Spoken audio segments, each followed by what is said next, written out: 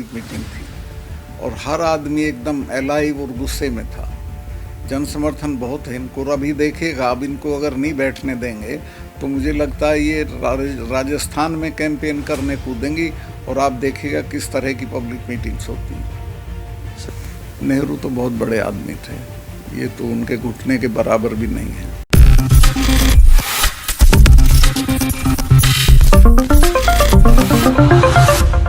नमस्कार, मैं राकेश मोहन सिंह और आप देख रहे हैं नेक्स्ट 9 न्यूज़। आज हम एक ऐसे व्यक्तित्व से बात करने आए हैं जिनका लगभग 4.5 दशकों का लंबा सियासी सफ़र रहा और सार्वजनिक और राजनीतिक जीवन में उन्होंने हमेशा से समाज कारणों के मुद्दों को अपनी प्राथमिकता में रखा, ना कि राजकारणों के मुद्दों को। आज हमारे साथ मौजूद हैं मेघालय, गोवा, जम्मू कश्मीर के पूर्व गवर्नर सत्यपाल मलिक साहब। मलिक साहब, नेक्स्ट 9 न्यूज़ में आपका स्वागत। नमस्कार। मलिक साहब, एक तो सबसे पहले एक छोटा सा सवाल, आपकी निजी ज़िंदगी से संवैधानिक पदों से अभी मुक्त है लेकिन सार्वजनिक जीवन में सक्रिय हैं। सरकारी कामों से सेवानिवृत्त होकर अभी मतलब ज़िंदगी आराम की चल रही है कि आगे नए लक्ष्य हैं? नहीं, ज़िंदगी तो आराम की चल रही है लेकिन मैं एक्टिव बहुत हूँ। मैं महीने में कम से कम 10 पब्लिक मीटिंग करता हूँ और कठिनाइयाँ बहुत हैं। मेरी सारी सिक्योरिटी विड्रॉ कर ली है, मुझे मकान नहीं दिया, मैं किराए के मकान में रहता हूँ, तो उसकी मुझे परवाह नहीं है। मैं खूब घूम रहा हूँ, लोगों से मिलता हूँ, दिन में भी लोग आते जाते रहते हैं और महीने में 10 अच्छी बड़ी पब्लिक मीटिंग्स करता हूँ। मलिक साहब, आप जम्मू कश्मीर के गवर्नर रहे, मेघालय, गोवा, बिहार, सब जगह आपने राज्यपाल के संवैधानिक पदों पर रहते हुए अपने दायित्वों का निर्वहन किया। आज के लोकतंत्र के परिप्रेक्ष्य में अगर हम जानना चाहें, जब चारों तरफ शोर है कि अमृत कालखंड चल रहा है, तो भारत के लोकतांत्रिक व्यवस्था में राष्ट्रपति और राज्यपाल का पद अब कितना शक्तिशाली या कितना उपयोगी रह गया है? बिल्कुल शक्तिशाली नहीं है, उपयोगी नहीं है। वो डिपेंड करता है, अगर गवर्नर तय कर ले कि मुझे बोलना है और ज़रूरत होगी तो मैं छोड़ दूंगा पद को, तब वो शक्तिशाली है, और नहीं तो वो सिर्फ आराम करने का है। यही राष्ट्रपति का है। लेकिन अभी जैसे बातचीत, कल देश ने नया संसद देखा, प्रधानमंत्री नरेंद्र मोदी ने उद्घाटन किया, देश के नाम समर्पित किया। प्रधानमंत्री ने अपने वक्तव्य में, उद्घाटन समारोह के वक्तव्य में ये कहा कि नई संसद नए भारत की आकांक्षाओं, उम्मीदों, अवधारणाओं को पूरा करेगी। इस वक्तव्य को आपके क्या निजी विचार है कि इस वक्तव्य में आकांक्षाएं नई संसद के भरोसे पूरी हो पाएंगी? देखिए, कोई संसद आकांक्षाएं पूरी नहीं करती। आकांक्षाएं जो उस संसद में बैठते हैं उनका व्यवहार और आचरण करता है। मोदी जी का आचरण अगर ऐसा होगा कि नई आकांक्षाओं हुआ, तो ये कि जब वो उद्घाटन कर रहे थे तभी बाहर 1 किलोमीटर दूर हमारी लड़कियां जो गोल्ड मेडलिस्ट और पद्मश्री हैं वो पुलिस के हाथों घसीटी जा रही थी। तो डिपेंड करेगा जो उसमें बैठेंगे उनका आचरण कैसा है। इस संसद में अब परिसीमन के बाद नए सदस्य आएंगे, राज्यसभा में भी आएंगे, लोकसभा में भी आएंगे, लेकिन मौजूदा संसदीय व्यवस्था पर अगर हम बात करें, अमृत कालखंड चल रहा है, 25 साल बाद हम 100 वर्ष अपनी आज़ादी के पूरे कर लेंगे। अभी लगभग 30 से 45% राजनेता जो संसद के भीतर हैं वो किसी न किसी आपराधिक आचरण में संलिप्त हैं। तो जिस तरीके से आपराधिकरण ने देश की राजनीति को घेरा है, इसको कैसे दूर करना चाहिए इस अमृत काल में? ये एक संदेश, इसको सख्ती के साथ करना चाहिए। पॉलिटिकल पार्टीज़ को डिसाइड करना चाहिए, हम ऐसे लोगों को टिकट नहीं देंगे। अभी आप ब्रजभूषण शरण सिंह का केस देखिए, सब कुछ जानते हुए उसके खिलाफ कोई एक्शन नहीं हुआ है और पहलवानों के खिलाफ मुकदमे दायर हो गए। ब्रजभूषण शरण सिंह के ऊपर ये भी बात है कि पार्टी की कही जा रही है कि मजबूरी है। आप लंबे समय तक पार्टी से जुड़े रहे, राष्ट्रीय उपाध्यक्ष भी रहे, तो वाकई सर जनता भी एक बात सोच रही है कि ब्रजभूषण शरण सिंह जैसा एक व्यक्ति जो सार्वजनिक मंच से एक अंतर्राष्ट्रीय पदक विजेता को, विनेश फोगाट को, कहता है कि वो मंथरा है, तो अगर हम त्रेता युग की बात करें तो अगर वो उनको मंथरा के आचरण में ढाल रहे तो कहीं ना कहीं अप्रत्यक्ष रूप से अपने आप को राम कह रहे हैं। तो ये जो सार्वजनिक मंच भी एक तरीके से राजनीति ही उपलब्ध करा। देखिए, मैं ब्रजभूषण पे कमेंट ज़्यादा नहीं करना चाहता, वो उचित नहीं है मेरा, लेकिन मैं ये कह सकता हूँ कि इस मामले में सरकार को जितनी जल्दी निपटा दें चीज़ों को उतना अच्छा रहेगा।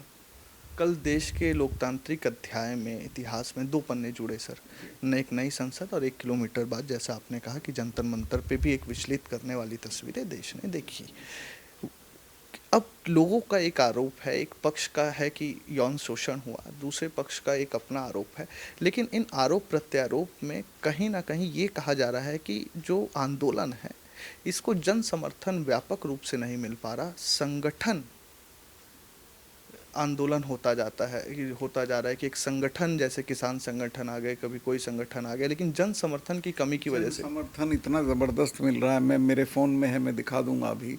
हम पर 4 दिन पहले मैं, विनेश और वो लड़का जो है उनके साथ, बजरंग पूनिया, हम लोग गए थे खटखट टोल है जींद में। 50,000 लोगों की पब्लिक मीटिंग थी और हर आदमी एकदम अलाइव और गुस्से में था। जन समर्थन बहुत है इनको, और अभी देखिएगा, अब इनको अगर नहीं बैठने देंगे तो मुझे लगता है ये राजस्थान में कैंपेन करने कूदेंगी और आप देखिएगा किस तरह की पब्लिक मीटिंग्स होती हैं। सर, कल देश की संसद का उद्घाटन प्रधानमंत्री नरेंद्र मोदी जी ने किया। हम अगर संसद की बात करें, संसद की स्थापना की या संरचना की, तो अनुच्छेद 79 ये कहता है कि संसद के 3 प्रमुख अंग हैं, राष्ट्रपति, राज्यसभा और लोकसभा, जिसमें राज्यसभा और राष्ट्रपति, राज्यसभा एक परमानेंट है, राष्ट्रपति, लोकसभा एक टेम्पररी सेक्शंस हैं।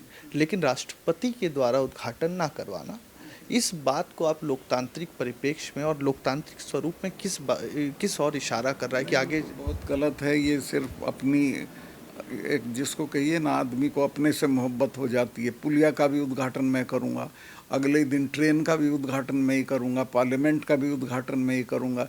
ये प्रवृत्ति अच्छी नहीं है। इस प्रधानमंत्री को इससे ऊपर उठना चाहिए। लोकतंत्र में सर, कल हमने जब उद्घाटन हो रहा था, एक तस्वीर और निकल के आई। 19 दलों ने बायकॉट किया, बहिष्कार किया उद्घाटन समारोह का। प्रश्न सर मेरा ये है आपसे कि आप लंबे समय तक सियासी दौर से गुजरे, 4.5 दशक एक लंबा दौर दिया, कई दल देखे, कई दलों की राजनीति देखी, पक्ष में भी रहे, विपक्ष में भी रहे। मेरा सवाल ये है सर कि लोकतंत्र एक समावेशी संरचना है। जब विपक्ष इस तरीके से हर बात का बहिष्कार करेगा तो सर आम जनता का प्रतिनिधित्व लोकतंत्र में कम होता चला नहीं जाएगा सर? कि अभी जैसे कोई भी नीति है, कोई पहलकदमी है, तो सरकार से चर्चा करना ज़्यादा ज़रूरी है या बहिष्कार करके एक शॉर्टकट तरीका अपना लेना बेहतर? सरकार से कहा गया लेकिन सरकार सुनने को तैयार नहीं थी। बहिष्कार तो अंतिम कदम था। नेहरू बनने की कवायद है क्या सर पीएम मोदी की? नेहरू तो बहुत बड़े आदमी थे, ये तो उनके घुटने के बराबर भी नहीं है। लेकिन जैसे सेंगोल की स्थापना की सर, सेंगोल उस समय, जैसे लॉर्ड माउंटबेटन और नेहरू के बीच की बातचीत को अगर हम देखें तो लॉर्ड माउंटबेटन ने कहा कि आपको कागजी हस्तांतरण चाहिए सत्ता का या प्रतीकात्मक भी चाहिए। तो सेंगोल उस चीज़ का प्रतीक था कि आपका सत्ता हस्तांतरण एक प्रतीकात्मक रूप से हो। लेकिन आज लोकसभा में हम सेंगोल की स्थापना देखते हैं, प्रधानमंत्री कहते हैं कि लोकतंत्र की याद आती रहेगी, लोकतंत्र मजबूती की ओर बढ़ेगा सर। अब ये तो देखना है कितनी याद आती रहेगी उनको। अभी तो वो बच्चियां हैं, उनके मुकदमे ख़त्म कराएं, उनका मसला हल करें, तब हम मानेंगे कि सेंगोल का कुछ असर हुआ है। आपने सर एक टाइम पे आपातकाल भी देखा। आपातकाल के बाद सर एक विपक्षी एकता देखने को मिली, 12 से 13 दल एक साथ आए और आप उस पार्टी से जुड़े भी रहे। मेरा सर सवाल है, 2024 अगले साल चुनाव आने हैं, विपक्षी एकता की पहल फिर हो रही है, आहे बगाहे हो रही है। नीतीश कुमार बिहार से आके सूत्रधार बनने के कोशिश कर रहे हैं, सब एक साथ आ जाए। आप देखते हैं विपक्षी एकता 24 में परिकल्पना से हकीकत में तब्दील हो पाई? देखिए, उस तरह की एकता तो नहीं होगी कि सब पार्टियां अपने को डिसॉल्व करके एक पार्टी बना लें, लेकिन इतना लगभग तय हो गया है कि एक उम्मीदवार के मुकाबले एक उम्मीदवार लड़ेगा।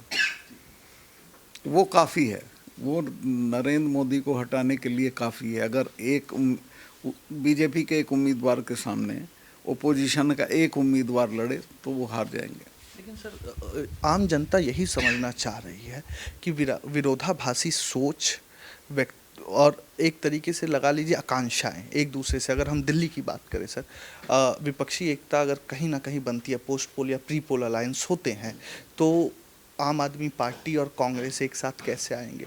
अगर हम उसमें क्या है, जो वीपी सिंह ने किया था कि आप अपना एरिया ऑफ इन्फ्लुएंस छांट लें, यहाँ इसका असर है, यहाँ इसका असर है, रोज को छोड़ दें लड़ने के लिए। तो सर जैसे हम अगर बात करें कांग्रेस की, राष्ट्रीय दल है, सबसे पुराना राष्ट्रीय दल है, लेकिन लगभग 285 सीटें ऐसी हैं जहां पर भाजपा नहीं लेकिन विपक्षी पार्टी है। जैसे हम बात करें तो बंगाल है, उसके बाद आपका उत्तर प्रदेश है, तेलंगाना है, लगभग 285 सीटों का गणित ऐसा है।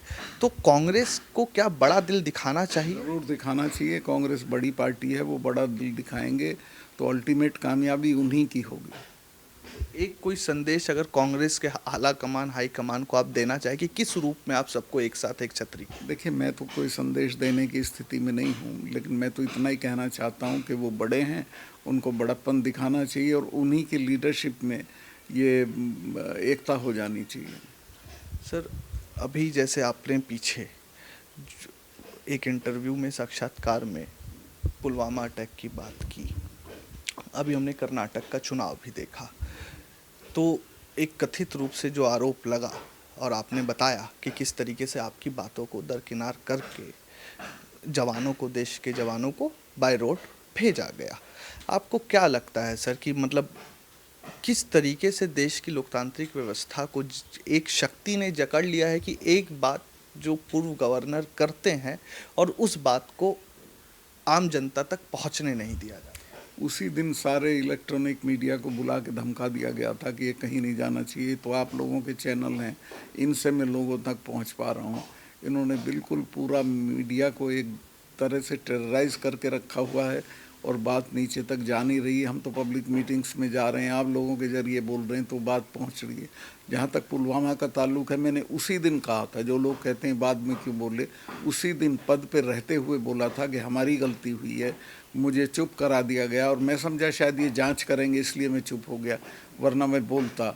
और उसके तीसरे दिन, ये जिस दिन हुआ है पुलवामा, उसके तीसरे दिन प्रधानमंत्री, हाँ सेम डे, वो एक पब्लिक मीटिंग में बोल रहे थे। सर आपको लगता नहीं है लगभग 4.5 दशक आप सत्ता में रहे, एक इतना लंबा सियासी सफ़र और हासिल ये कि एक समाज कारण के मुद्दों को उठाने वाले नेता को यूं हाशिए पर धकेल देना? हमने नेहरू का भी दौर देखा, वाजपेयी साहब का भी दौर देखा। नेहरू जी ने भी अपने से कमतर लोगों को, जो पार्टी और नंबर्स में कम थे, उनको आगे रखा। वाजपेयी साहब ने भी बड़ा दिल दिखा के सबको सुना, सबको कहा। राजनीतिक पार्टियां जो लोकतंत्र का एक अहम हिस्सा है, किस ओर बढ़ रही हैं सर? अब ये डिक्टेटरशिप की ओर बढ़ रही हैं, वन मैन पार्टी की तरफ बढ़ रही हैं। और मुझे तो लगता है कि अगर 24 में हम लोग तब्दीली नहीं कर पाए तो फिर कोई चुनाव ही नहीं होगा देश में। लेकिन मोदी जी कहते हैं कि अगर मैं नहीं तो विकल्प कौन? विकल्प जनता चुनती है, कोई तय नहीं करता है। जो लोग MP चुन के आएंगे, उनमें से 1977 में कौन विकल्प था? कोई तय हुआ था पहले से, बाद में चुन लिया। सर आप 1977 का जिक्र करते हैं, उस समय प्रणेता के रूप में जेपी थे, मोरारजी देसाई प्रधानमंत्री के उम्मीदवार नहीं थे। वो एक दूसरे को जोड़ पाए। जोड़ सकते थे, अब भी जोड़ सकते हैं, हम ही जोड़ देंगे। और छोड़िए आप औरों की बात, सबको जोड़ेंगे। मेरी सबसे बात हुई है, सब तैयार हो गए हैं 1 to 1 लड़ाने में। कल को सर हमें एक 2024 में एक व्यापक चित्र देखने को मिल सकता है कि मलिक साहब पूरे विपक्ष के सूत्रधार बनकर दर दर जाऊंगा, सबके यहाँ जाऊंगा। मुझे कोई चुनाव नहीं लड़ना, मुझे कोई पार्टी नहीं ज्वाइन करनी, मुझे कोई पद नहीं चाहिए, लेकिन मैं सबकी खुशामद दरामद करके इनको इकट्ठा करूंगा। कर्नाटक चुनाव में बजरंग बली का मुद्दा, बजरंग दल से बजरंग बली बन के आया। कर्नाटक में आपको लगता है कि लोगों ने ये बता दिया या ये संदेश दे दिया कि आप धर्म की बात मत कीजिए, नहीं तो हम युग धर्म और राज धर्म आपको बता देंगे? वो तो सही है, जो मैसेज है वो चला गया है। और देखिए आप, दिल्ली से 3 ट्रक फूल गए थे जो बरसाए गए थे प्राइम मिनिस्टर पे। जो प्राइम मिनिस्टर का अहंकार था कि मैं जाऊंगा और दुनिया को बदल दूंगा, वो धरा का धरा रह गया। एक सर राजनीतिक पार्टियां, मैं वापस से आना चाहूँगा, आपका जब दौर था, चौधरी चरण सिंह का दौर, वीपी सिंह, मोरारजी देसाई या जेपी, वहाँ पर सर पार्टी के भीतर चर्चा होती थी। लेकिन आज के दौर में अगर हम देखें, जो हमें व्यापक चित्र दिखता है, राहुल गांधी, कांग्रेस में अगर देखा जाए तो एक गांधी परिवार है, आप में देखा जाए तो अरविंद केजरीवाल है, तेलंगाना में केसीआर में देखा जाए तो केसीआर हैं, के चंद्रशेखर राव हैं बीआरएस पार्टी के, और अगर बीजेपी में आ जाए तो नरेंद्र मोदी और अमित शाह की जोड़ी दिखती है। तो क्या सर राजनीति के लिए या अमृतकाल में लोकतंत्र के लिए ये खतरा नहीं है कि राजनीतिक पार्टियां व्यक्ति केंद्रित होती जा रही हैं? वो तो है, लेकिन धीरे धीरे समझ में आ रहा है लोगों के, वो पार्टियों में अंदर बहस होने लगी है। अमृतकाल में सर आपकी तरफ से क्या संदेश रहेगा कि लोकतंत्र में समाज, न्यायपालिका, कार्यपालिका और राजनीति किस तरीके से आगे बढ़नी चाहिए और किस तरीके से मजबूत हो? मेरा संदेश यही रहेगा, फिलहाल तो जो दिल्ली में सरकार है, इकट्ठा होकर इसको हटा देना चाहिए, बस। बहुत धन्यवाद साहब, हमसे बात करने। नमस्कार। ये हमारे साथ सत्यपाल मलिक साहब थे। हर चीज़ पे अपनी राय रखते और कहा कि विपक्षी एकता परिकल्पना से बदल सकता है। कैमरामैन सुमित के साथ मैं Rakesh Mohan Singh, next time news.